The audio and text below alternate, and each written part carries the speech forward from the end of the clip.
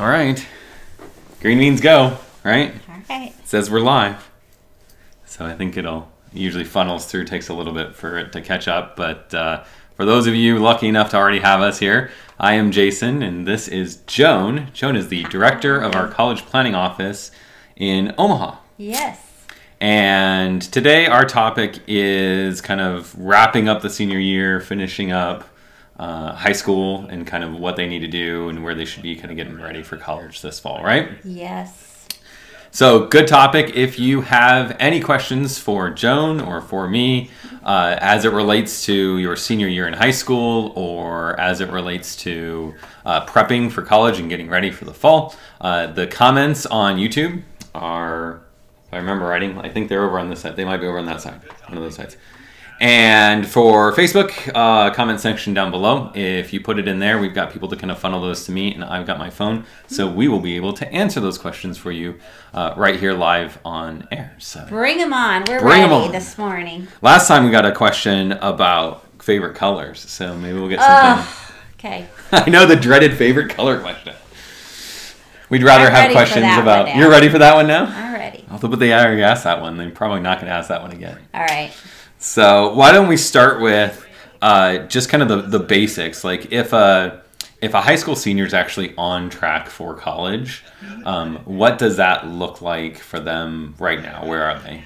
Well, ideally at this time of the year, hopefully our seniors are on task. So they've applied for admission, they've been accepted, they've done their FAFSA, and now hopefully they're getting those award letter packages from their colleges. So hopefully, if all goes well, but not to fear, if you're not that far in the process, there's still plenty of time. We can get things going. Good. It's always nice to have a little time. So crunch time. We've talked, well, so in our last session, we had Winter here. Mm-hmm. And she talked about campus visits, and it was a lot about like sophomores and juniors and that kind of getting ready and starting that process of where am I going to go to school and kind of that stuff. So for seniors that are kind of wrapping up their senior year, is a campus visit any value to them? You know, it certainly can be. Sometimes it's just nice to have that extra campus visit just to assure and familiarize them with what's going on campus right now. So it absolutely can be beneficial to do that. And most definitely, if students haven't had the opportunity to do that, we say do it. Make sure you get on that campus. Cool. So yeah, absolutely, students and parents, take advantage of that if you can. So seniors need to select a college pretty quickly, right? We're in early April right now when we're recording this. About when do you think that decision kind of needs to be made about where am I going to be this fall? Well, the colleges are going to be requiring deposits because they want to know what freshman class they have coming in the next few months. So ideally, students should be making their choices here in the next few weeks, next month or so. And also, it's just a good benchmark to have all that done at the time graduation comes around. So when all your family and friends say, where are you going to college, Jason? Then you actually have a decision made. Right. Something to put on the graduation announcements for the party and stuff, right? Yeah. Theme it out, you know, whatever the mascot is. You bet, you bet. Been to a few of those. Yep. So. Been there, done that. And we talked with Les about award letters a while back and stuff. And so students have received probably award letters from different colleges, right? Yes. Yeah. Award letter packages, that's their offer from the college to the student. So ideally, students are comparing those award letters right now. Sometimes it gets a little bit overwhelming to compare. What do I look at on my award letter package, and how do we measure out everything? Okay. So what kind of things do students kind of base their decision on where to go to college on? Oh, very good. So typically, number one, you want to make sure that the college has your academic program, your major. Okay. So you're not just going to have fun, unfortunately, but make sure the college has your academic major. Probably the size of the school and the location of the school. You know, does it fit your interest and your needs? I came from a very small hometown. I knew that I wanted a small community, a small college. And so size is definitely where you're going to be comfortable at. And then, of course, that award letter package. So the cost of this school, is it measuring up to what your affordability is? Okay, so let's take that kind of one at a time and let's start with the size of the school. Yeah. So how does that factor in? Like, why would they want to consider the size of the school when they're trying to figure out where they're going to be this fall? Well, like in the case with me, for example, where I was used to a professor or a teacher who knew me one-on-one, and I liked that. I wanted that personal touch. That kind of small class size? Right, that small class size versus something so big and getting lost in the numbers, but that fits many students. Right. So you really just have to kind of know what fits your interest. The size does matter. Okay. And when you're talking about size, obviously you're looking at more than just the size of the college in general, but like you mentioned, the class size and even dorm size and things like that. How many students live on campus versus, right? And professor to student ratio as well. How accessible is that professor? How soon can I get to them if I have a question? Right. Does that matter? Yeah. I remember a friend of ours was kind of deciding around two schools, and we were talking to her a lot about like the size of the school, and they were actually, according to like the handbooks and stuff, they were the same size, but on-campus living was like a third at one school than the other, because the one school is just more of an urban, most of the kids live off campus, and so she realized that that's going to be a very different experience from just being there with a bunch of kids living on campus, that kind of traditional freshman thing. Sure. So that's a very, very good thing for them to kind of look at. So what about academics? Like, what should they be concerning themselves beyond just, do they have my major? Is there something else academically that they should look at when they're kind of picking where they're going to go to school? Well, ideally, when they go on a campus visit, if they have the opportunity to talk to a professor or program director, somebody in that field of interest, they have the opportunity to talk to somebody about, hey, what kind of class size do you have once I actually get into my major field of study? If they're education major, maybe it's important to them at how soon they're going to do student teaching. Maybe internships are important to them, and that goes along hand in glove with the academic program. Right. Also, a lot of times you want to ask, what is your retention within that program? And where do your students go to get a job after they've graduated? So what kind of a feeder and reputation do you have? Where are graduates Where's that going? next level? Yeah. Okay. So what about distance? Like, why does distance matter?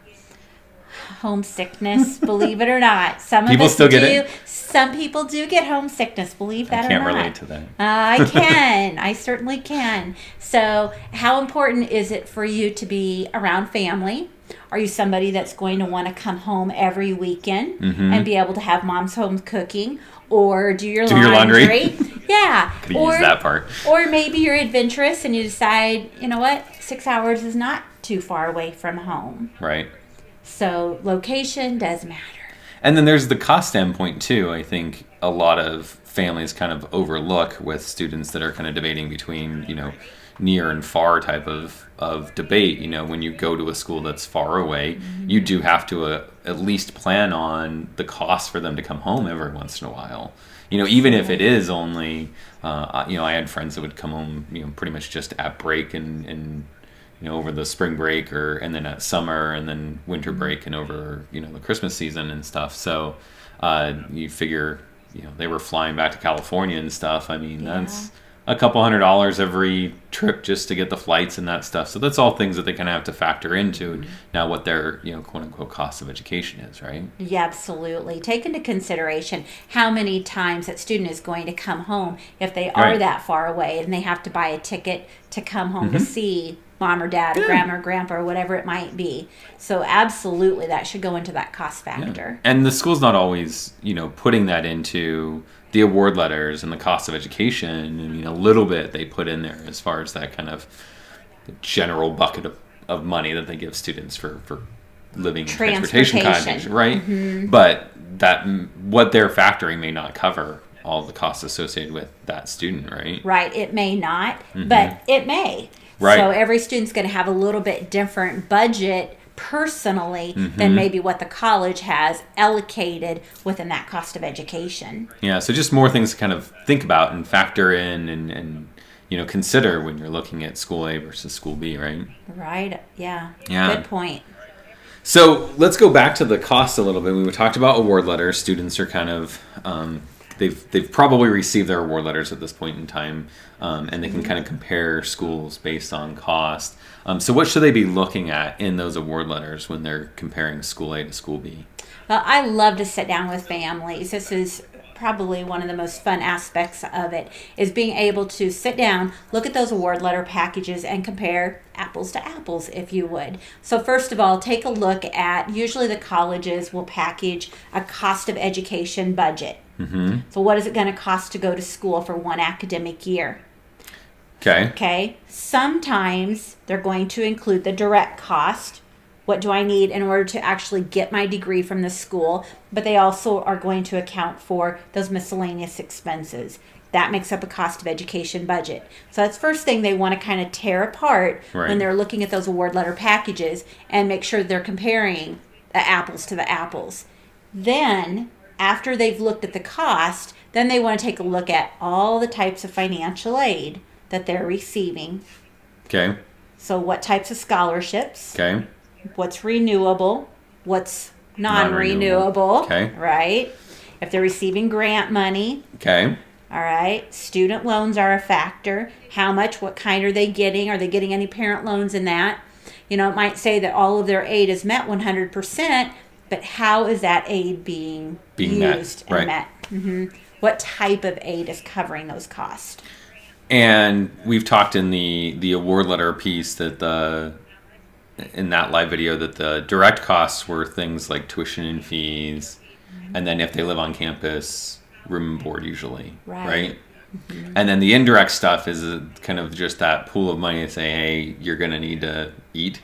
And no, you don't need to. Yeah, ramen and Eggo waffles works for go. me.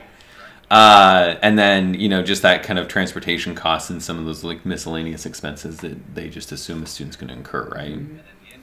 And so they should really kind of just factor in like, where is that money necessarily going to come from? Because the school's looking to meet all of it, but they may not need that money to come from loans particularly, right? Right. Absolutely. Great point. And when we sit down with families and look at that, that's one of the things that we do carefully have them consider is maybe I've got all this loan money, but it's helping cover living costs. Well, I'm maybe not borrowing loan money now to help for my living cost. Right. So is that something I can use my part-time job on, or not have to pay interest on it and that? Okay, great. So the other thing was with cost.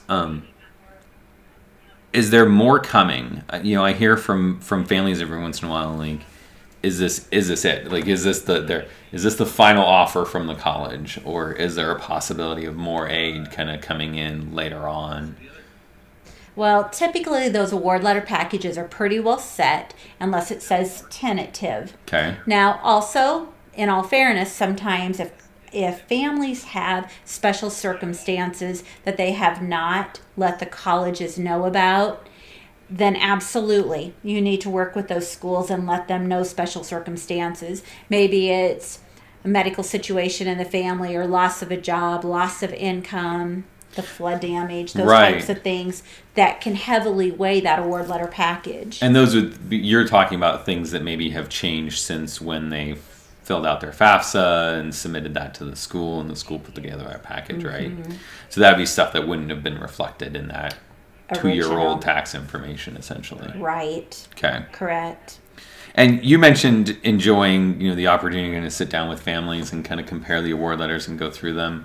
How would one of our viewers, if they want to take advantage of that and come in and see you or anyone else in any one of our 3 offices, how would they do that? Is there a process to register for that? Yeah, well, absolutely. So all of our services are free free. They don't have to pay for it, but we do ask that they call for an appointment. So they call any of our offices, Omaha, Lincoln, Kearney, and we also have a representative out in Scottsbluff. We do. So he can also assist with that. But just call ahead of time, make an appointment. We'll ask that you bring in all of your paperwork, all of your award letter packaging, and even your student portal information. So we can, a lot of times colleges award those packages online, and you have to be checking those online accounts very closely. So make sure that you have that information as well. But just call and make an appointment. We're happy to help you with that. And it just helps to be able to kind of pull it up direct from the source there. Right. And not have to kill trees, print off papers and stuff. Yeah, right? yeah. And they're about 45 minutes, give or take. They'll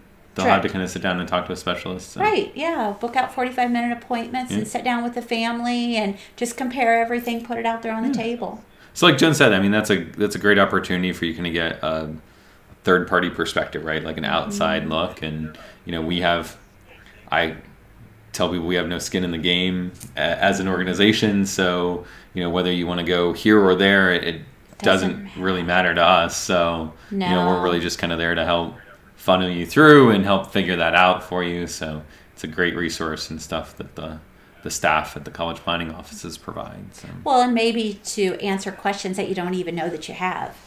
Yeah, there's usually those, right? Like we go going down the thing and then I'm like, oh yeah, I didn't think about that question. Right. So we talked about kind of picking the school. That's kind of the big thing for the seniors to kind of do is figure out like, all right, final decision, this is where I'm going to go because that's where I'm going to accept my award package and stuff. Once they do that, what's kind of the next thing after they've figured out, like, I'm going to go to this college this fall? Now what? So ideally right now, they have that award letter package. They've accepted it, made their tuition deposit to the school. Okay. Next correspondence is going to be student orientation. So the colleges are going to ask for you to come on campus. They want to see you. They want you to register for classes. They want you to see the campus one more time, talk to professor, and really get a feel for the school and policies, things that they have going on. So how does that deposit work? How much is it normally, or maybe is there an average or something? It can range school by school. Okay. Anywhere I've seen $100 to $250. Okay. All right. So they're making a deposit to that college saying, yes, I am going to come. Please hold my spot. Please hold my financial aid. Please hold my dorm room for those students who are wanting to live on campus. Okay. Potentially. And then is that, I mean, refundable if something goes awry, or because I know a lot of families have said, well, maybe I'll just put a deposit down to, you know, multiple schools and make a decision even later on. And that's not a really good idea, is it? Well, they want to talk to their school about their refundable period. Okay. Typically May 1st, which is just a few weeks away, families. Yeah.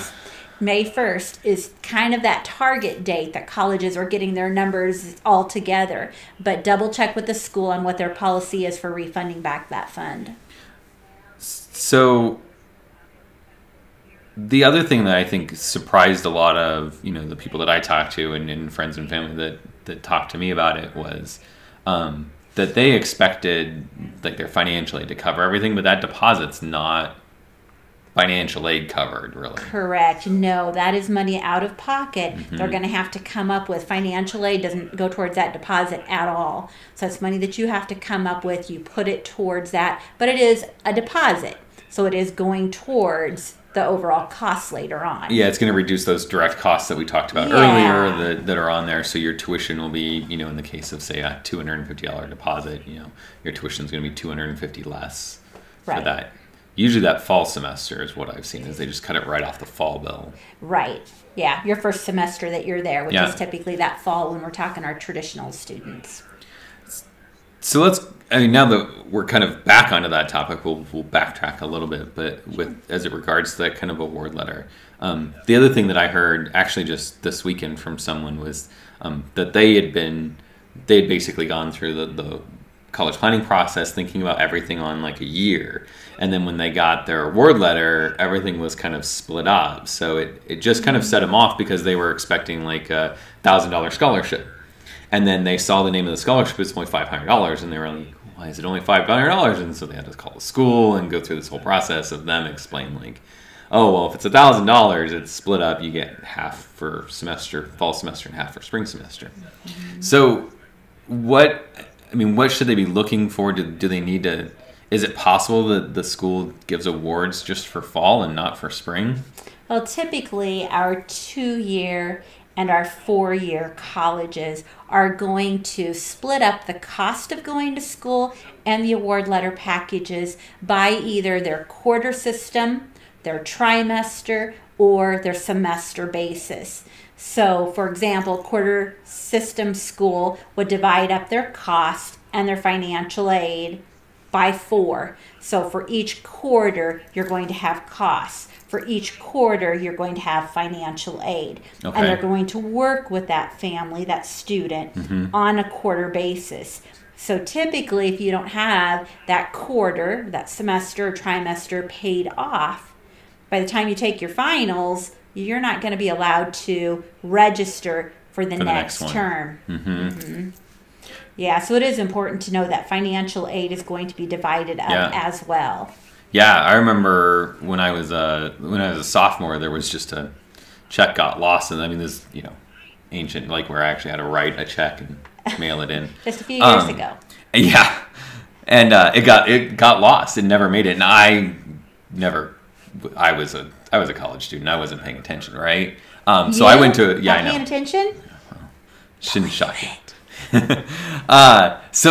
So I went to register. I mean, we registered for classes like a month after the semester started. And I went to register, and it blocked me out on the student portal where we went in and registered for classes because they hadn't received the check, so there was still that outstanding bill. So if students ever get into that kind of situation, that's usually a telltale sign, like something got messed up. You're going to want to make sure that you kind of go back to your student portal and check on that stuff.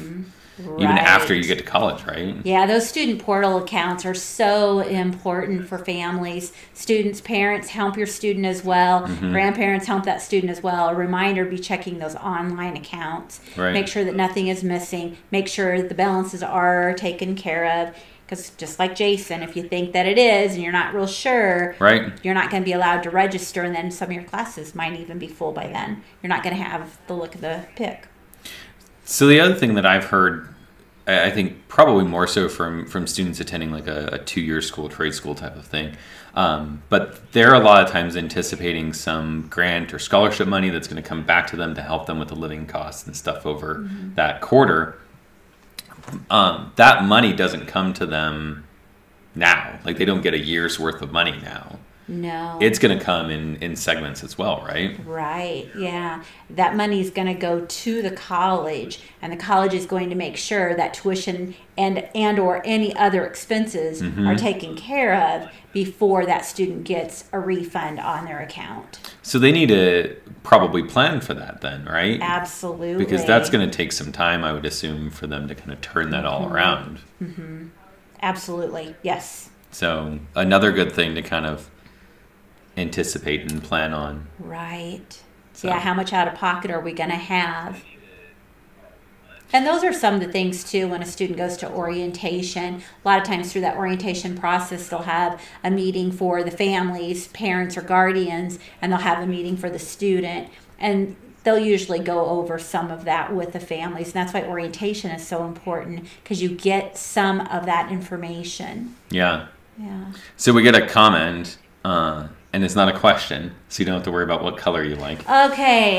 It's just a comment, but Esther says that it's great information for her grandkids. Oh, so awesome. We're glad that you're joining with us and getting something out of it. I think that's awesome. That's why we keep doing this. This is why we do everything that we do, is to make sure that families kind of plan and are ready. But since she mentioned her grandkids, is there anything that you would give advice to grandparents, whether the parents are involved or not? Because I know sometimes, the grandparents are the driving force there. Sometimes, they're just a kind of a sideline champion there. But do you have advice specifically to grandparents like her? The best advice I can give, just like with anything, sheer numbers of support are always better for that student's success. And so grandparents listening in, absolutely. It doesn't hurt to ask the questions of your grandchild. You know, what are they doing to prepare for college? What are they interested in? What schools are they looking at? And you know, a great resource if you're listening in, Education Quest.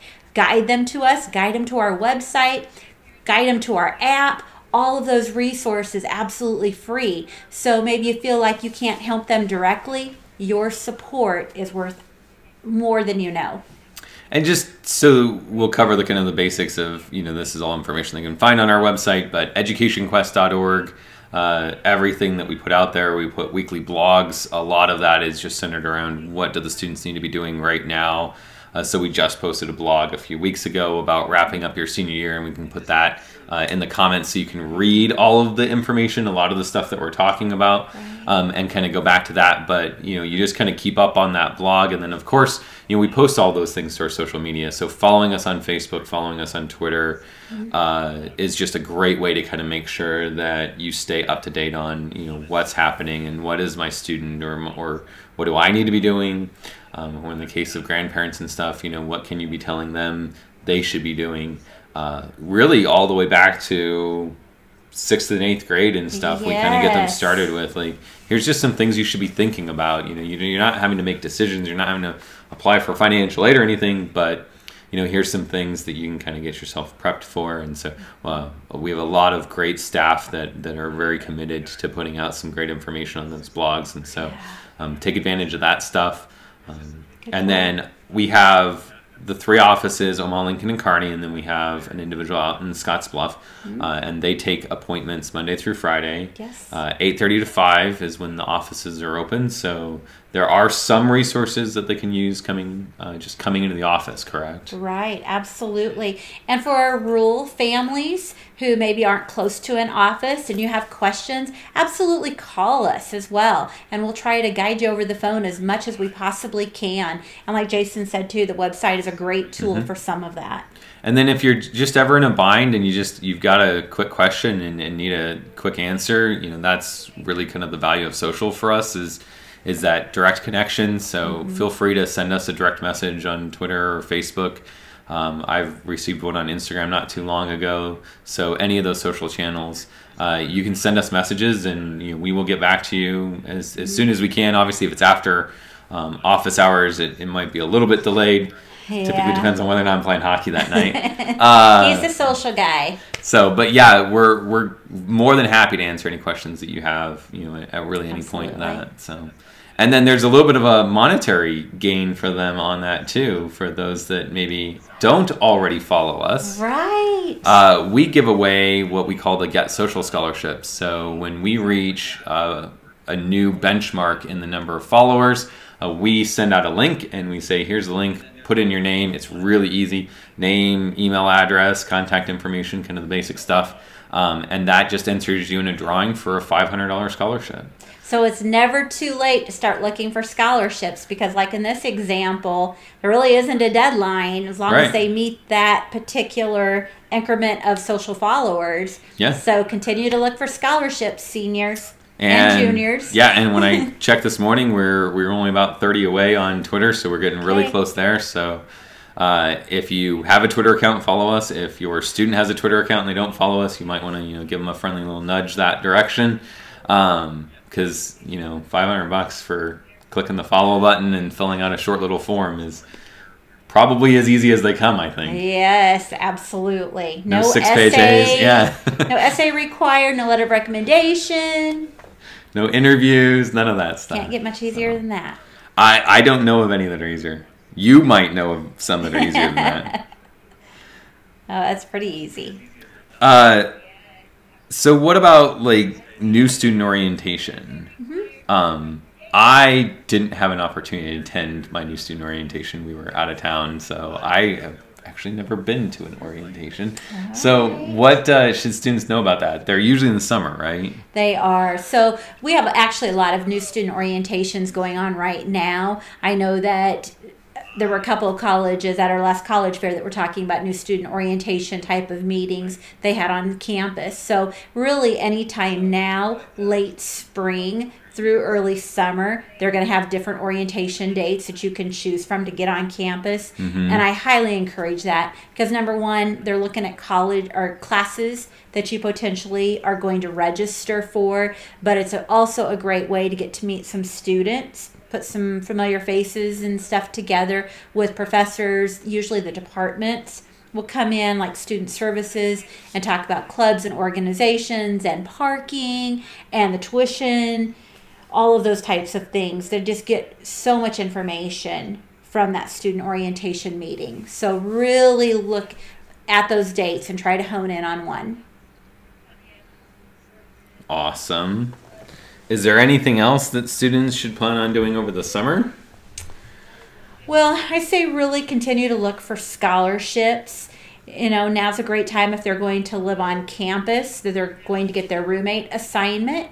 So to try to reach that roommate or roommates and make connection with them is a nice thing to do. Maybe work their part-time job and save their money, not spend their money, but save it because you're going to need it once you get to college, even for incidentals. Even if you live at home, you're still going to need incidental money. And on that point, it's a good time to kind of set that budget, you know, both in the summer where you can try to, you know, budget so you save, but then also what's your budget going to be when you get to campus? Right. Yep. Spend time with the family, of course, very important to do, especially if you're going away to school. Time will go fast. Yeah, and have some fun. I mean, you just finished high school. It's 4 years of a lot of work for a lot of students, so take some time to just kind of enjoy a little bit of a break in the summer before you excel in college. Right. What about student loans? We talked very briefly about student loans, but when do they have to accept student loans? Is that when they accept their award package? Oh, so good question. So when we're working with families on their award letter packages, you don't actually have to accept the student loans if you're unsure if you're going to have enough money saved up or what your graduation money looks like and you want to put that towards college. You do not have to accept the student loans right away with that award letter package. They are still going to be there and available for you to apply for, even if you don't apply for them until June or July. Not that we like to necessarily wait that long, but you certainly still can, and they are there. They're available to you. You'll just need to make sure that you're going through the proper steps of applying for it. And the colleges do a fine job with making sure you know how to do that, or you can call our office too. And the couple key things are the promissory notes, right? Promissory note and entrance loan counseling. Okay. Those take a while to do. You're going to do them all online. You're going to sit down and do them. But the entrance loan counseling, they just want to make sure that you understand your rights and responsibilities to repaying back that student loan debt that you're about ready to take on. But yeah, you certainly don't have to decide right now. You can wait later on.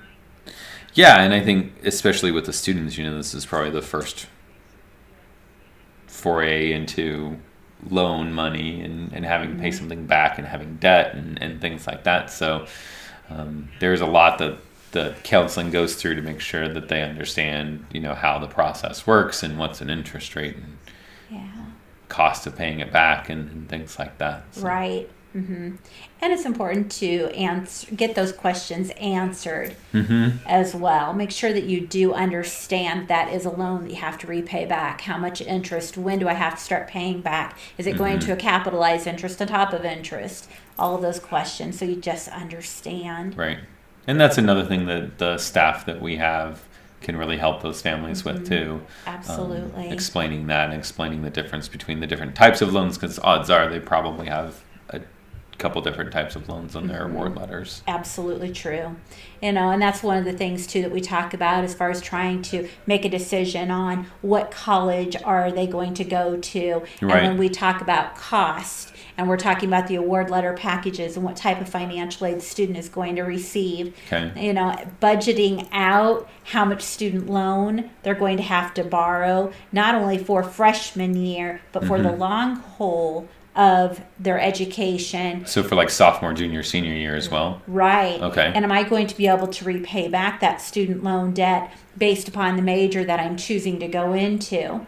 So when we talk about what should I be looking for in a college and how do I make a decision, that's obviously something that you're really going to want to consider too. Yeah, what that career expectation is post-graduation, right? Right. Absolutely. That career to debt ratio. Yeah. Because we don't want to see you get too far in over your head and not be able to have some of the other things. Is there an ideal recommendation as far as that balance between first-year salary and loan amounts? Well, I don't have a recommendation for them other than budgeting out. We have a great reality check on our Education Quest website where you can take a look at, do I want to have a new house? Am I going to rent? Am I going to drive to work? What kind of a car am I going to have? Right. Am I going to need a roommate? Am I going to walk to work? And budgeting out all of those expenses so they know, okay, I need a student loan where I'm only going to have to pay $100 a month. Or I need a student loan, or I can afford to have a student loan for $400 a month because I don't need all of these other things. Okay.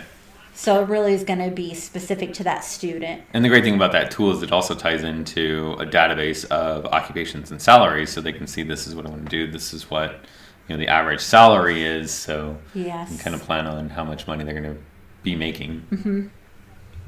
One of the Great. things that goes into trying to decide, well, what school am I going to go to?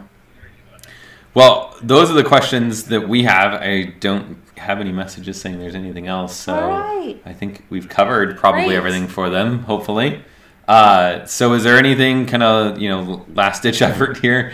Anything to tell the families and that stuff before we sign off? Well, I just say really make sure you're following your timeline. If you don't know what questions to ask, we have a great timeline again on our website, a great resource for you to make sure that you can check everything off and that you're following through on what needs to be done, all the way through touching base with that roommate if you're going to live off campus or saving money over the summertime.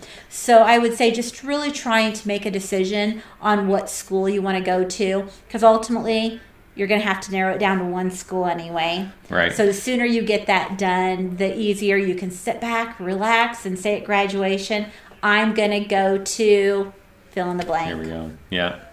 That's awesome. Well, we really appreciate everyone for tuning in today. We do. And, Thank you. And joining us for this. Hopefully you found the information great. If you have any questions, the comment strings we do continue to watch on here, so you are welcome to comment on this video if you're watching this after. We went live. You can put your comments in there. You can always send them, as we talked about earlier, DM them to us on Facebook, Twitter, Instagram, or you can call any one of our offices. And that information we found on our website. So easy way to kind of get in touch with those things. Absolutely. And again, just another plug for the scholarship. Follow us on Facebook, follow us on Twitter because we're really close there, and Instagram. Those are the 3 places where if you follow us, you can find eventually links for potentially a $500 scholarship. Woohoo! So take advantage of Free those money. things. Let us know if you have any questions, and we will see you guys next month on another edition of Education Quest Live. Have a Bye. good day. Take care.